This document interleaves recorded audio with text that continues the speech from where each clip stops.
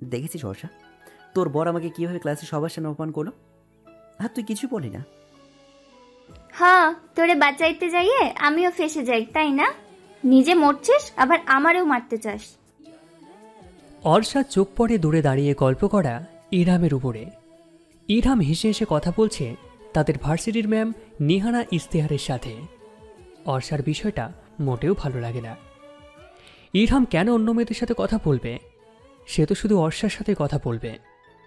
অর্ষার মনে পড়ে যায় ইরহাম বলেছিল কাউকে ভালোবাসে, হয়তো নিহানাই ইরহামের ভালোবাসার মানুষ।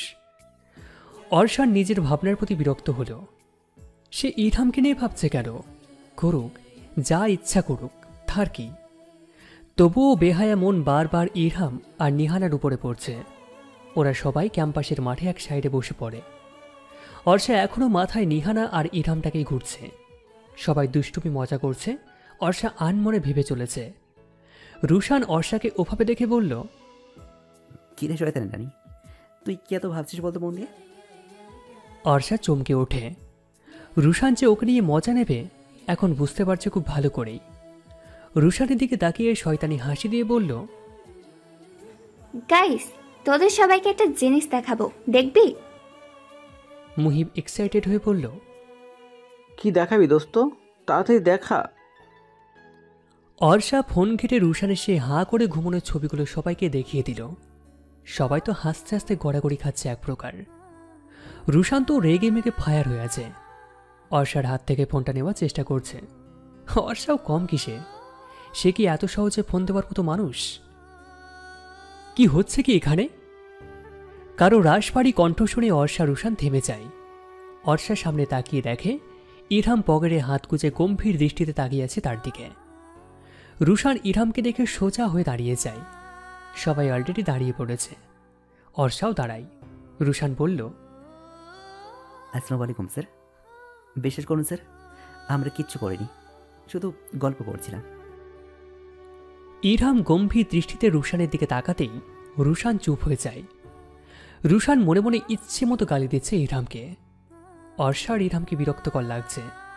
ইরহাম অর্ষাকে বলল, তোমার কি আর গুরুত্বপূর্ণ কোনো ক্লাস আছে? অর্ষা জবাব দেয় না, অন্যদিকে মুখটাকে ঘুরিয়ে নেয়। বন্ধুরা সব কপাল চাপড়ানোর মতো অবস্থা। অর্ষা উত্তর না দিলে যে অর্ষার সাথে তাদেরকেও শাস্তি দেবে ইরহাম, তা খুব ভালো করেই বুঝতে পারছে। ইরহাম ভ্রু কুঁচকে তাকায়। উত্তর না দেওয়ায় রাগ লাগে। ধমক দিয়ে বলল, কি হলো, উত্তর দিচ্ছ না কেন? কিছু জিজ্ঞাসা করেছি আমি তোমাকে। নাইম তোতলাতে তোতলাতে বলল, স্যার, আমাদের আর গুরুত্বপূর্ণ কোনো ক্লাস নেই। আমি তোমাকে কিছু জিজ্ঞাসা করেছি। নাইম সহ বাকি সবাই চমকে ওঠে। ইরহাম কখনো এত শান্ত সুরে কথা বলে না। ঝড় আসার আগে অবস্থা যেরকমটা হয় ঠিক সেরকম। অর্ষা তবুও নির্বাক। তার কেন জানে ইরহামের সাথে তখন নিহানাকে সহ্য হয়নি, তার জন্যই হয়তো এমনটা করছে। ইরহাম অর্ষার সামনাসামনি দাঁড়িয়ে বলল, কি সমস্যা কি তোমার? হ্যাঁ, কিছু বলেছি আমি তোমাকে? কি বলবো আমি আপনাকে? আমার ক্লাস আছে কি নেই তা দিয়ে আপনার কি? ইরহাম এত সময় শান্ত মেজাজে কথা বললেও এখন তা নিজেকে কন্ট্রোল করতে কষ্ট হচ্ছে। তবুও নিজেকে শান্ত করে রুশানের দিকে তাকিয়ে বলল, তোমাকে 5 মিনিট টাইম দিচ্ছি, ওকে আমার গাড়ির কাছে নিয়ে আসো, আমি অপেক্ষা করছি। ইরহাম হন হন করে চলে গেল। সবাই তো হতভম্ব হয়ে দাঁড়িয়ে আছে। ইরহামকে এত কিছুর পরে এত শান্ত দেখে রুশান অর্ষার সামনে গিয়ে বলল, বই চল প্লিজ, তুই না গেলে তোর বর আমাদেরকে উদ্ধার করে দেবে, প্লিজ চল। অর্ষার ইচ্ছা না থাকলেও যেতে হবে। রুশান অর্ষাকে নিয়ে ইরহামের গাড়ির সামনে আসে। ইরহাম গাড়িতে হেলান দিয়ে দাঁড়িয়ে ফোন দেখছিল। রুশান অর্ষাকে দেখে ফোনটা পকেটের মধ্যে পুড়ে ফেলে। রুশানকে উদ্দেশ্য করে বলল, ক্লাস থাকলে করে বাড়ি চলে যাবে, আমি অর্ষাকে দিয়ে আসব। রুশান মাথা নাড়িয়ে কেটে পড়ল সেখান থেকে। অর্ষা চুপচাপ দাঁড়িয়ে আছে। ইরহামের ভালো লাগছে না এভাবে অর্ষাকে চুপচাপ দাঁড়িয়ে থাকতে দেখে। অর্ষার হাত ধরতেই অর্ষা চমকে ওঠে। ইরহামের দিকে তাকায়। ইরহামও তার দিকে তাকিয়েছিল। চোখাচোখি হয়ে যায় দুজনের। অর্ষা চোখ নামিয়ে হাত ছাড়তে চায়। ইরহাম আরও শক্ত করে গাড়িতে ধরে বসিয়ে নিজেও ড্রাইভিং সিটে বসে। অর্ষা নিজের উপর বিরক্ত হয়। সে কেন এমন করছে? ইরহাম যার সাথে ইচ্ছে হয় কথা বলুক, তাতে তার কি? ইরহাম কথা না বাড়িয়ে গাড়ি চালাতে থাকে। অর্ষা বাইরে তাকিয়ে ব্যস্ত শহর দেখছে। চোখ খুলে অর্ষা নিজেকে গাড়িতে আবিষ্কার করল। আশেপাশে তাকিয়ে দেখে একটা নির্জন রাস্তা, ইরহামও পাশে নেই। অর্ষা ভয় পেয়ে যায়। অর্ষা বাইরে বের হয় গাড়ি থেকে। আকাশের অবস্থাও খুব একটা ভালো না, অন্ধকার হয়েছে চারপাশ। অর্ষা আশেপাশে তাকিয়ে ইরহামকে খোঁজার চেষ্টা করল। ইরহামকে আসতে দেখে কোনো কিছু না ভেবে জড়িয়ে ধরল, কাঁপছে থরথর করে। ইরহাম অবাক হয়ে যায়। যে মেয়ে হাত ধরতেও তার 100 বার ভাবতে হয়, সে মেয়েটাকে জড়িয়ে ধরে আছে। ইরহামের অদ্ভুত অনুভূতি হচ্ছে। আলতো হাতে অর্ষার মাথায় হাত বুলিয়ে নরম কণ্ঠে পড়ল, কি হয়েছে অর্ষা, এমন করছো কেন? অর্ষার ঘোর কাটে, দ্রুত সরে আসে ইরহামের থেকে। অর্ষা নিজেকে স্বাভাবিক করে বলল, কিছু হয়নি, একা দেখে নিজেকে ভয় পেয়ে গিয়েছিলাম। অর্ষা আবারও গাড়িতে গিয়ে বসল। ইরহাম মুচকি হেসে গাড়িতে গিয়ে বসে। অর্ষার দিকে পানি এগিয়ে দিয়ে বলল, পানিটা খেয়ে নাও। অর্ষা ঢকঢক করে পানিটা খেয়ে নিল। আসলেই ভয় পেয়েছিল সে। একা কখনো কোথাও যাওয়া হয়নি। রুশান, বন্ধুরা সব না হয় পরিবারের সাথে। এই জন্য অচেনা জায়গায় নিজেকে একা দেখে ভয় পেয়ে গিয়েছিল। পানির বোতলটা ইরহামের দিকে এগিয়ে দিয়ে বলল, আমাকে এখানে কেন এনেছেন? ইরহাম অর্ষার দিকে কিছুটা ঝুঁকে হেসে বলল, তোমাকে মেরে ফেলতে এনেছি। অর্ষা ইরহামের মজা বুঝতে পারে। ইরহামকে ধাক্কা মেরে দূরে সরিয়ে সিটে গায়ে দিয়ে বলল, জানি আমি, নিজের ভালোবাসার মানুষকে পাওয়ার জন্য তো আমাকে মারতেই হবে, তাই মারতে এসেছেন। ইরহাম হাসে, নিজেও সিটের মধ্যে গাটাকে এড়িয়ে দেয়। এখানে গাড়ি থামানোর কারণটা হলো অর্ষাকে মন ভরে দেখা। সে পুরো একটা দিন অর্ষাকে দেখেনি। প্রেয়সীকে দেখার তৃষ্ণা মেটাতেই গাড়িটাকে থামিয়েছিল। ইরহাম মৃদু একটা হাসি দিয়ে বলল, তুমি ঠিক ধরেছ আমার প্রেয়সী, আবার তোমাকে আমার পাশে সহ্য করতে পারছি না, তাই আর কি তোমাকে সরিয়ে দিয়ে দুজনে সুখে শান্তিতে সংসার করব। অর্ষা রেগে যায়, কটমট কণ্ঠে বলল, তাই না? আমিও ভূত হয়ে এসে আপনাকে আর আপনার নিহানা প্রেয়সীকে শান্তিতে সংসার করতে দিব না। ইরহাম অবাক হয়ে যায়, এখানে নিহানা আসলো কোথা থেকে? অর্ষা নিহানের কথা বলছে কেন? ইরহাম অর্ষাকে বলল, এখানে নিহানা আসছে কোত্থেকে? নিহানা আসবে না তো কে আসবে? তা আপনার প্রেয়সী তো সেই। সকালে ঢলাঢলি করে কথা বলছিলেন, কত সুন্দর দেখাচ্ছিল না? ইরহাম বুঝতে পারল আসল কাহিনীটা কি। সকালে তাকে নিহানের সাথে দেখে ম্যাডাম রাগে ফুঁসছে। তাহলে অর্ষাও কি তাকে পছন্দ করতে শুরু করেছে? বিয়ের মতো পবিত্র বন্ধনে আবদ্ধ হয়েছে বলে হয়তো অর্ষার এমনটা মনে হচ্ছে। ইরহাম বাঁকা হেসে বলল, are you jealous Mrs Chowdhury? আমি?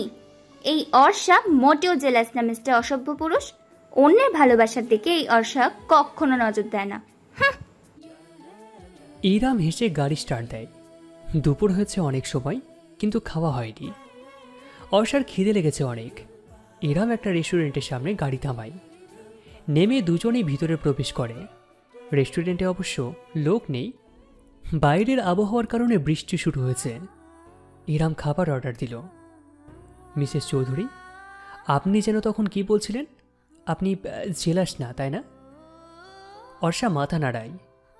ইরহাম চশমা খুলে রুমাল দিয়ে মুছে আবার পরে নিল এবং বলল, তাহলে আপনি রেগে আছেন কেন আমার উপর? আর নিহানের কথাই বা কেন বললেন তখন? আমার ইচ্ছা হয়েছে বলেছি আমি। সমস্যা আপনার? আমারই তো সমস্যা মিসেস চৌধুরী। মিসেস চৌধুরী কি? হ্যাঁ, নাম আছে আমার, অর্ষা আহমেদ ইনাস। যে কোনো একটা বলে রাখতে পারেন। না, এগুলোর থেকেও আমার মিসেস চৌধুরী নামে ডাকতে ভালো লাগছে। এতে ফিল আসে যে তুমি আমারই। অর্ষা তীক্ষ্ণ দৃষ্টিতে তাকায় ইরহামের দিকে।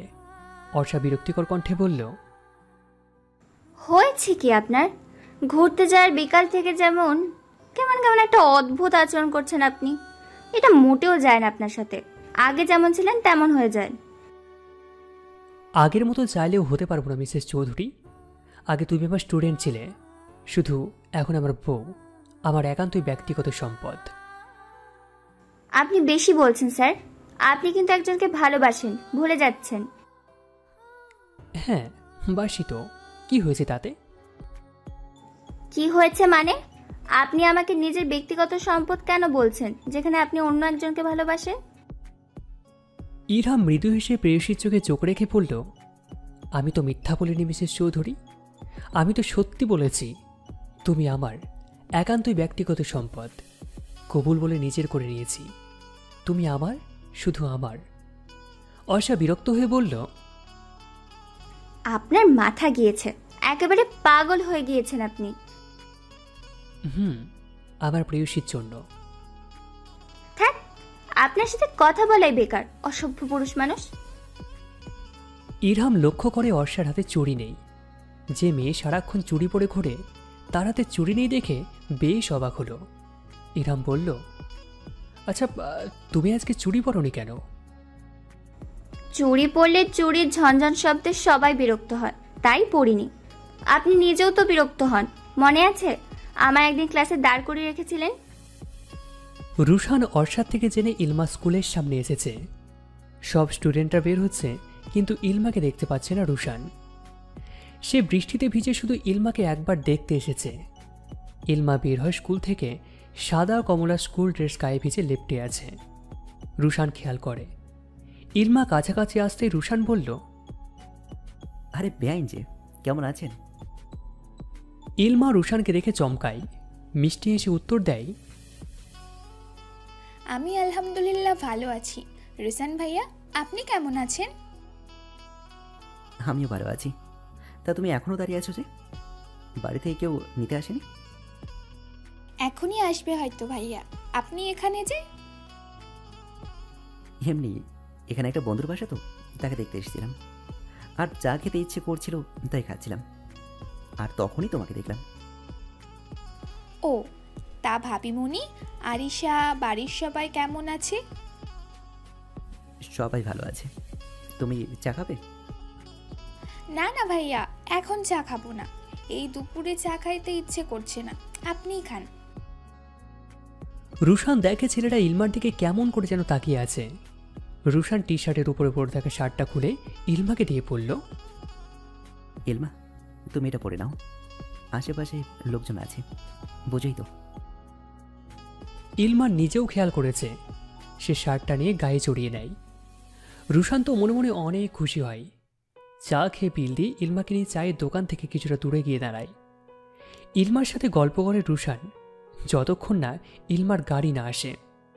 গাড়ি আসতেই রুশান ইলমাকে বিদায় দিয়ে চলে যায়।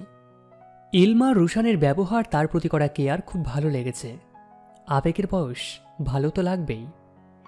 এই বয়সে সব কিছুর সাথেই নতুন পরিচয় হয়। বাবা ভাইয়ারা ব্যতীত রুশানই একমাত্র পুরুষ যে ইলমার এত খেয়াল রাখল। ইলমার কিশোরী মনে দাগ কেটে দিল রুশান নামক সুদর্শন পুরুষ। অর্ষাকে ইরহাম বাড়ির সামনে গাড়ি থামিয়ে অর্ষার দিকে ফিরে বলল, তোমার ফোনটা দাও তো। অর্ষা ভ্রু কুচকে তাকায় ইরহামের দিকে। ফোন দিয়ে সে কি করবে? অর্ষাকে তাকিয়ে থাকতে দেখে সে বলল, কি হলো, এভাবে তাকিয়ে আছো কেন? ফোনটা দাও। আমার ফোন দিয়ে আপনি কি করবেন? নিজের ফোন নিয়ে ঘাটুন, আমি আমার ফোন দিব না। ইরহাম অর্ষার কথা কানে না নিয়ে অর্ষার ব্যাগ থেকে ফোনটাকে বের করে নেয়। ফোন ওপেন করতেই পাসওয়ার্ড চাই। ইরহাম অর্ষার ওয়ালপেপার দেখতে দেখতে বলে, পাসওয়ার্ড কি, তাড়াতাড়ি বলো। অর্ষা কথা না বাড়িয়ে বলল, চিকনি চামেলি রুশাইন না। ইরহাম পাসওয়ার্ড শুনে আশ্চর্য হয়। এমন কি কারো পাসওয়ার্ড হয় নাকি? পরক্ষণেই ভাবে অর্ষা দ্বারা সবকিছুই সম্ভব। পাসওয়ার্ড খুলে ইরহাম অর্ষার নাম্বারটাকে নিয়ে ফেসবুকে ঢুকে অর্ষার সাথে অ্যাড হয়। মেসেঞ্জারে ঢুকতে নিলে অর্ষা খপ করে ফোনটা কেড়ে নিয়ে রাগী দৃষ্টিতে ইরহামের দিকে তাকিয়ে বলল, কারোর পার্সোনাল কিছু দেখতে হলে অনুমতি নিতে হয়, জানেন না আপনি? জানি তো, কিন্তু তুমি তো নিজে আমার ব্যক্তিগত জিনিস। তাহলে তোমার ফোনটাও আমার। আমার সম্পূর্ণ রাইট আছে, তোমার সব কিছুতেই আমার অধিকার আছে। মোটেও না। অর্ষা ব্যাগ নিয়ে ফোনটাকে ব্যাগের মধ্যে ঢুকিয়ে নেমে পড়ে গাড়ি থেকে। বৃষ্টিতে ভিজে চুপচুপ হয়ে গিয়েছে নামতে নামতে। ইরহাম বাঁকা হেসে পিছন থেকে অর্ষাকে ডেকে বলল, মিসেস চৌধুরী। অর্ষা থেমে যায়। পিছন ফিরে চোখ ছোট ছোট করে তাকায় ইরহামের দিকে। ইরহামের ঠোঁটে দুষ্টু হাসি। অর্ষা বুঝে যায় এমনকি তাকেই দেখছে। সামনে ফিরে বাড়ির ভিতরে ঢুকে যায়। ইরহাম অর্ষা যাওয়ার পানে তাকিয়ে বলল, তোমার ওই কাজল কালো চোখ আমার হৃদয় হরণ করেছে প্রেয়সী।